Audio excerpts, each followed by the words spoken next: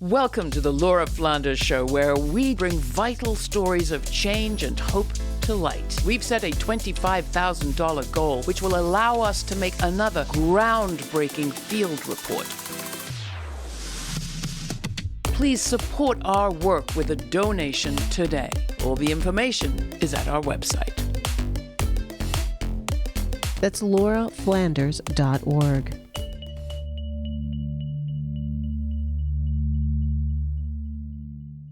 The Universal Declaration of Human Rights turns 75 in December 2023, as does the Convention on the Prevention and Punishment of the Crime of Genocide.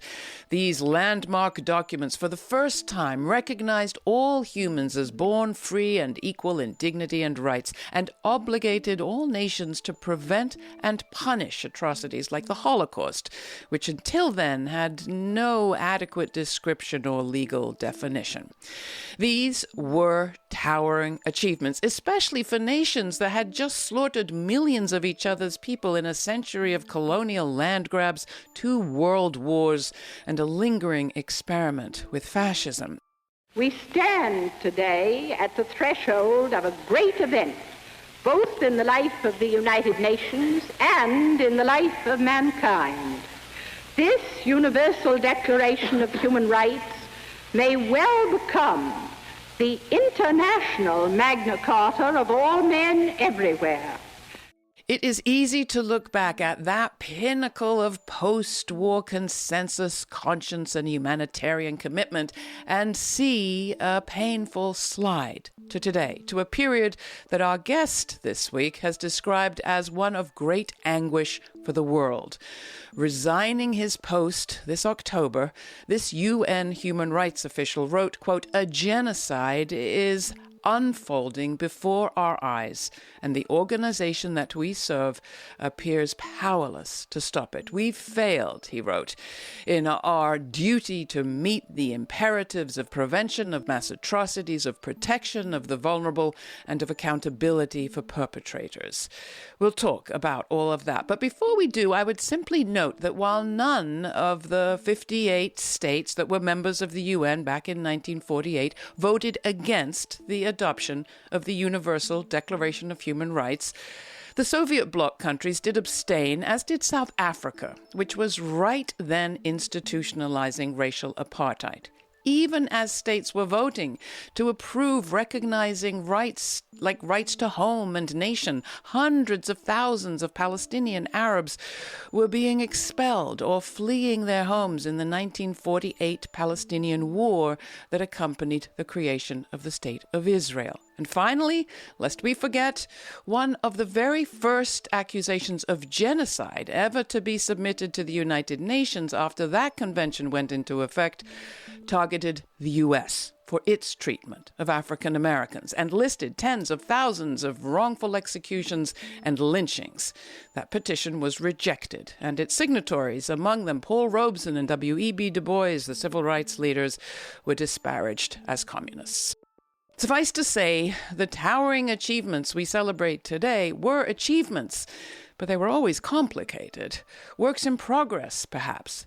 So where does that leave us? That's the question I'm happy to be about to discuss with my guest, Craig Mokhiber. Craig has investigated human rights in Palestine since the 1980s and lived in Gaza as a UN human rights advisor in the 1990s. He also worked through genocides against Tutsis in Rwanda, Muslims in Bosnia, Yazidis in Iraq, and Rohingya in Myanmar. He was the director in the New York office of the High Commissioner for Human Rights, where he had served since 1992. Until his resignation, October 28th this year. Craig Mokhiber, welcome to the program. I'm very glad to have you with me. Well, first, thanks very much for having me here and for the opportunity to talk about what it means to be commemorating, not celebrating, I think, 75 years of the Universal Declaration of Human Rights. Of course, like many people around the world, foremost on my mind right now are the 2.3 million Palestinians who are interned, locked in, imprisoned in the Gaza Strip, and being subjected to mass atrocities on a horrific and historic scale, even as we speak. We'll come back to much of what you've raised just then, but before we do, Who do you think of? I know nobody at the United Nations who doesn't think about that 1948 moment and what it took and how that people got there and how the parties actually collaborated or didn't and all the tussles that happened, and there were many. Do you have a thought about those people at those times? The adoption of the Universal Declaration of Human Rights was a universal exercise in the sense that the people who were responsible for it came from all regions of the world. Now, the United Nations in 1948 was not a very representative organization overall because much of the world was still under colonial domination. But you did have, members of the UN Commission on Human Rights responsible for the drafting, chaired by Eleanor Roosevelt of the United States, but including people like Habib Malik from Lebanon, somebody from China, somebody from France, somebody from the UK. You had a Canadian head of the Human Rights Office. This was supposed to be a new chapter, one in which, the principal job of governance was assuring freedom from fear and freedom from want for all people without discrimination, or as we say now, economic and social rights, civil and political rights, and equality for everybody. The blueprint is there in the Universal Declaration. There's been all sorts of stories about what exactly happened with respect to you in the United Nations. So can you just clarify what really happened? These rumors that I was fired are false. I was not fired. As a matter of fact, the UN asked me to stay, and I said that I could not remain. What happened was in the month of February, there were a series of atrocities on the West Bank, including the pogrom that was carried out in the village of Hawara. And so at that moment, I was speaking very publicly, by the way, as I have on human rights violations committed in dozens of countries all around the world and every continent for 32 years at the United Nations. But in this particular case, there was pressure that was brought to bear on the UN in March from Western governments, from Israel lobby groups, and others to try to silence the UN.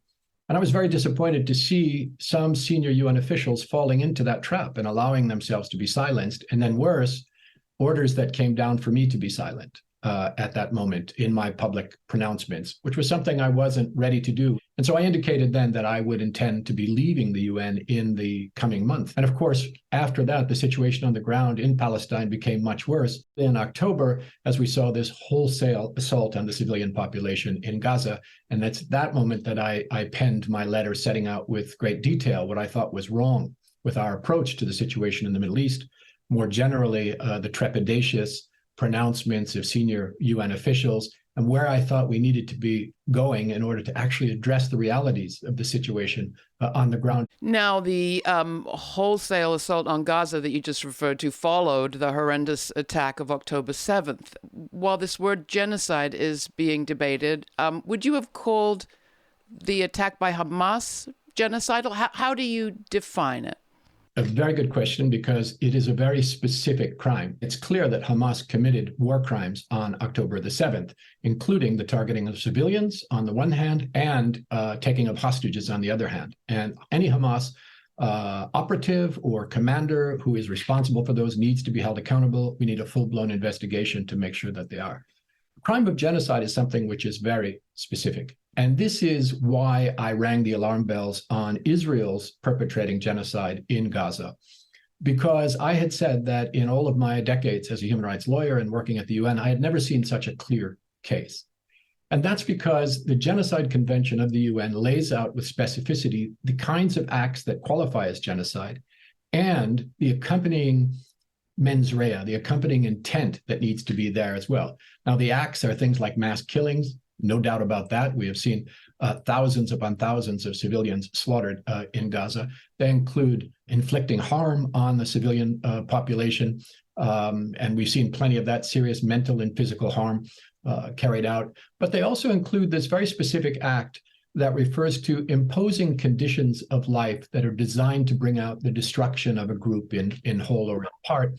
And here we had seen an explicit policy on the part of Israel over the course of decades with the closure and siege of the Gaza Strip, which is specifically designed to deny the people of Gaza healthcare and housing and water and sanitation and adequate food and infrastructure and construction and freedom of movement, all of the things required for decent life as a policy denied to the people of Gaza. And so this is historically one of the clearest cases of that particular violation of the Genocide Convention. But most unique here is the degree to which evidence of genocidal intent, which is required for the crime of genocide, has been expressed publicly and on the record by senior Israeli officials in the political leadership and in the military. For example, what would you cite? Starting with the prime minister, who invoked the biblical verse about Amalek, which calls for the destruction of the entire population, sparing none as it goes, and killing all men, women, children, suckling babies, and livestock.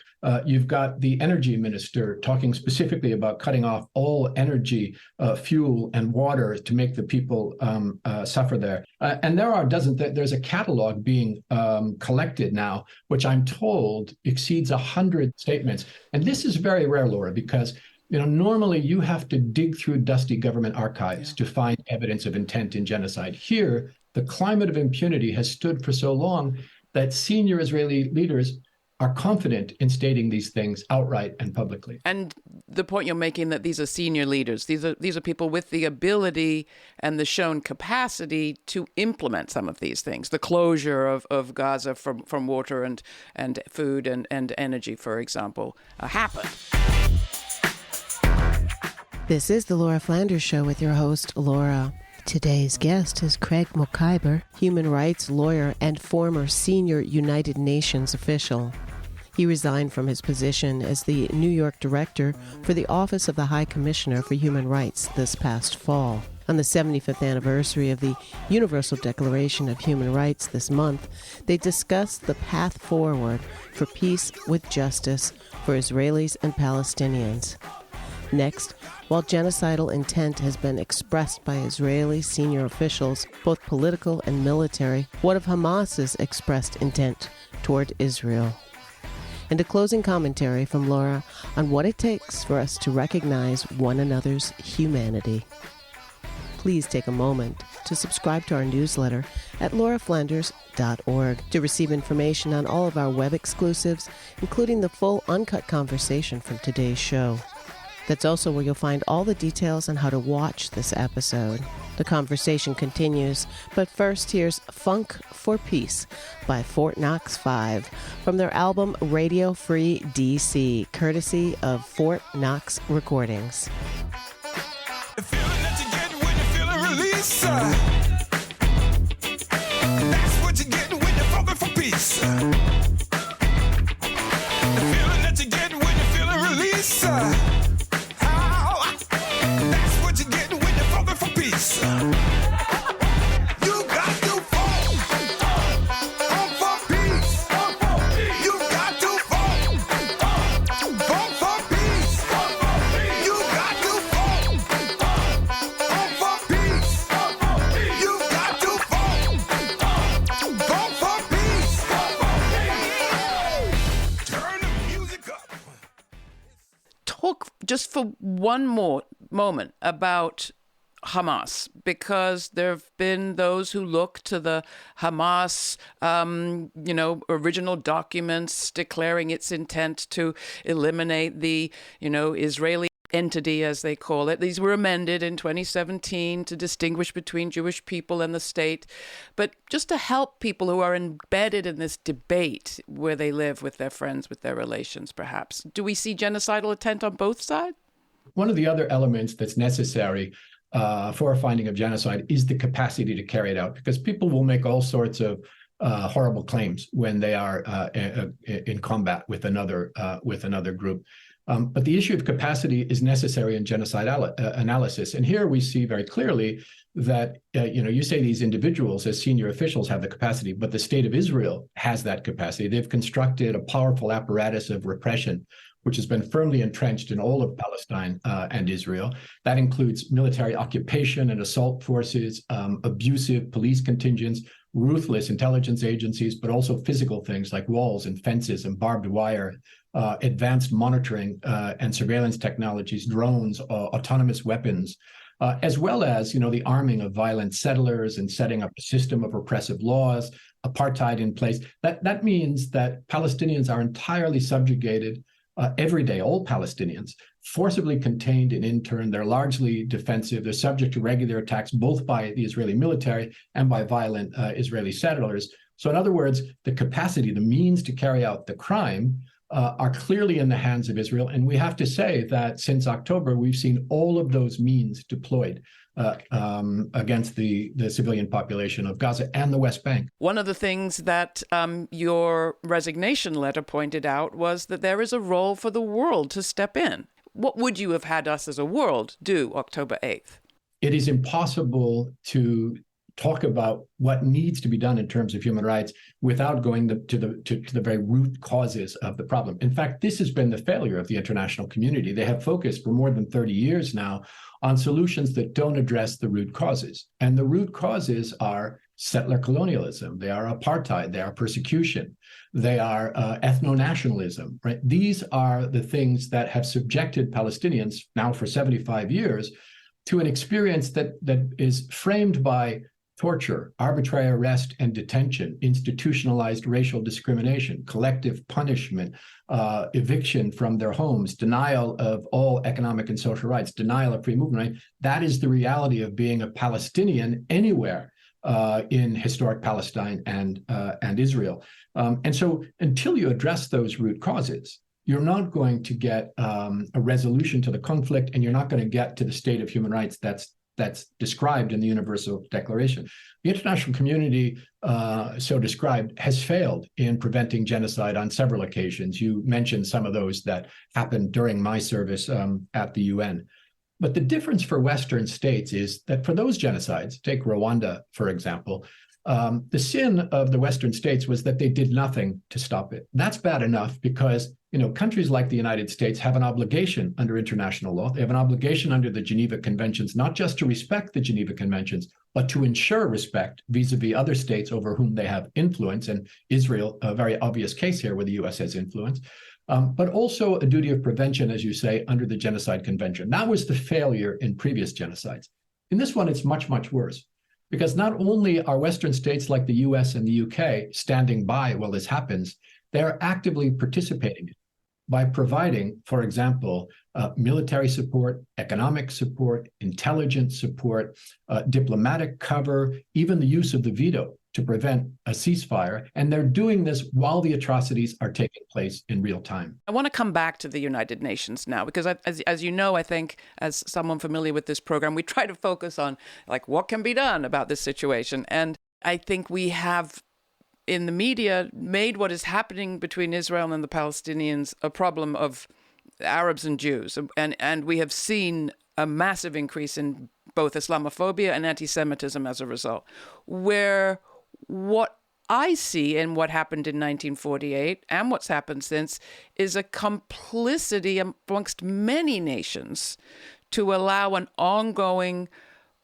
violation, wrong to fester, unresolved. Israel's attempt, and some media attempts to portray this as something between Arab and Jews, is very much belied by the very principled and courageous stand that many Jewish sisters and brothers are taking across the United States, across Europe, even in Israel, to say that this is not in their name, and to defend Palestinian human rights and to ask for an end of apartheid and an end of this endless spiral of horror and of violence. And I think that's really important because it kind of strips away the lie that somehow Israel is representing Jewish people when it commits these atrocities. Israel is responsible for its own crimes. And that responsibility does not extend to Jewish people around the world, and certainly not to those who are standing up to say that this is not in their name. We just saw the burial of Rosalind Carter, whose husband was the first and last president, I think, Jimmy Carter, to identify the Israeli settlements as illegal and to write in his 2006 book of Israel as an apartheid state, peace, not apartheid. At the time, he was roundly condemned, even though he was a former president. Today, there are many people who still feel nervous of raising this question, but fewer, it seems to me. It does feel to me as if this discussion is developing. Well, I think you're right. There is a shift underway here. What gives me hope, Laura, is that, at risk of being slandered and smeared, at risk of being beaten and arrested, at risk of losing their jobs or their positions in university, you're seeing people stand up across the United States and Canada and Western Europe and the UK and saying, no, we will not be silent. I mean, I think that the unprecedented effort at repression, trying to silence voices speaking up against these Israeli atrocities that we have been witnessing across the U.S. and across Europe, is because they know that people are just not having it. And I mean, some of the most beautiful things I've witnessed in my career in human rights has been, the takeover of Grand Central Station and the Statue of Liberty by Jewish Voice for Peace, and if not now, the massive demonstrations in every European capital and in cities across the United States. Something is giving way here, and it's amazing, because you certainly aren't seeing it in Western corporate media.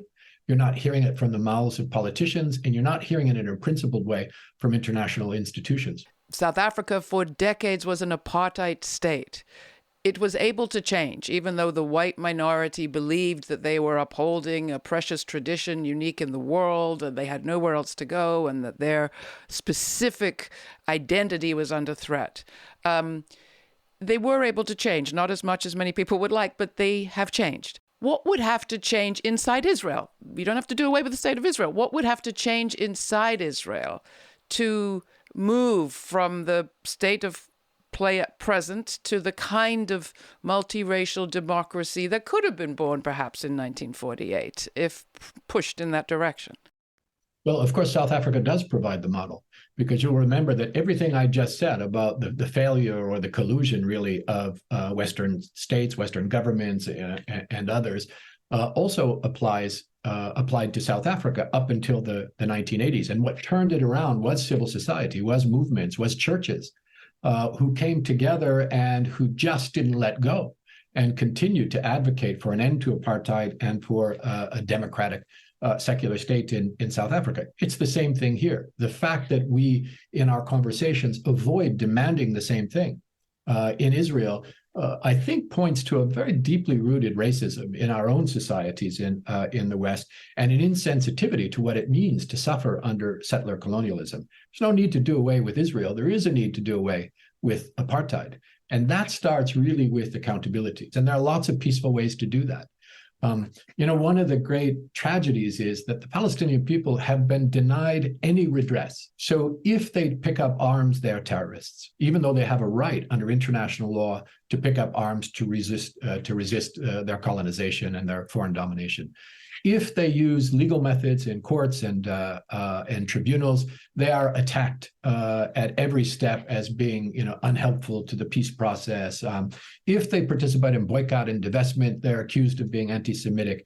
If they have a Gandhi-style march, like the Great March of Return, inside the cage of Gaza, they're cut down in their thousands by Israeli snipers. They need solidarity from the world. They are besieged, literally and figuratively. And if, like in South African apartheid, we stand together and we make sure that Israel is isolated in the ways that it needs to be isolated and is held accountable in courts of law and then through peaceful protest and so on, I think we can see a change over time. That will be to the benefit of Israelis and Palestinians. Well, I was going to add, because as you say, isolate Israel, I hear people clutching their heart that as Jews in the world, they've been isolated, they've been marginalized, they're afraid, they feel Israel is all they've got. Well, I think we need to stand in solidarity with Jews who are fighting against this system. I think that's not where the line is drawn. Nobody's asking for Israel to disappear. What we're asking, as I said, is for apartheid to disappear. And, you can't do that without holding accountable all perpetrators of war crimes, crimes against humanity, regardless of who they are, and in the name of all victims. We want to see justice for victims and accountability for perpetrators, but we want it to be done peacefully. Yeah. And what are the peaceful means? We have legal action, we have political action, we have mass mobilizations, we have divestments, we have boycotts. All of these things were tried in South Africa, not out of hatred for white people, right?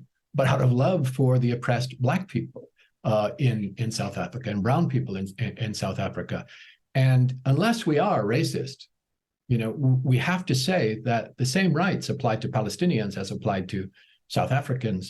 You still believe in the tools of the UN Declaration, the Convention, and the mechanism perhaps of the United Nations. Is that right?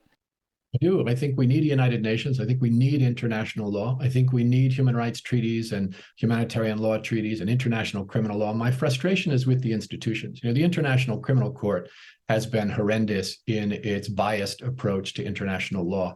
always ready to hold accountable weak states of the South and to indict Africans, but has been dragging its feet on indicting Israeli perpetrators for years now because of Western pressure and because of some of its own biases. That has to be fixed. Don't get rid of the court. Fix the court. Make sure it's actually a universal court that applies to all perpetrators and all victims. If you have an international rule of law, it means that friend and foe alike have to be bound by the rules of humanitarian law, human rights law, international criminal law, and so on. That's not the world we're living in now. I appreciate your work and your words, Craig Mokhiber. Really, it's been an honor to have you with us. Thank you so much for having me. I appreciate it. A young trans activist on this program recently described how when she was testifying against a piece of anti-trans legislation at her local school board, she made a point of repeating that she was human. They're never going to respect my human rights, she said, if they don't first see me as a human being. I thought about that in relation to the developing story out of Burlington, Vermont, about the 3 young men wearing Gaffia scarves who were shot by a stranger from his porch.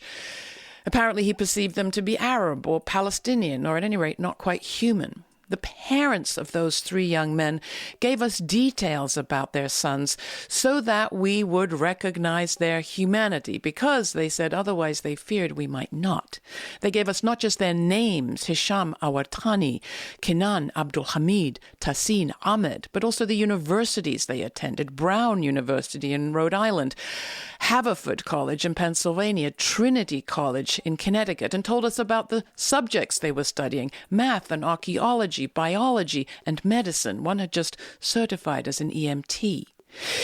Was that enough for you to recognize their humanity, or did you need the extra detail that these 3 strapping young men had just attended the birthday party of 2 8-year-old cousins? What does it take for one of us to recognize another of us as human? I'm going to be thinking about that and practicing. Clearly, it takes more work than we think.